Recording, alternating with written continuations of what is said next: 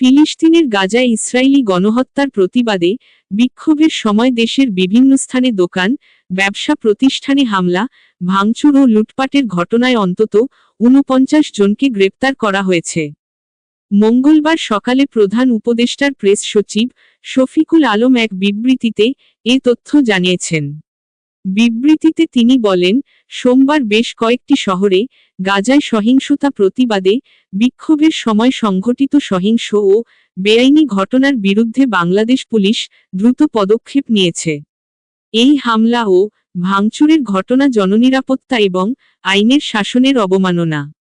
এখন পর্যন্ত এই ঘটনার সঙ্গে জড়িত কমপক্ষে ৪৯ জনকে গ্রেপ্তার করা হয়েছে। পুলিশ দ্রুত পদক্ষেপ নিয়েছে এবং আনুষ্ঠানিকভাবে ২টি মামলা দায়ের করা হয়েছে।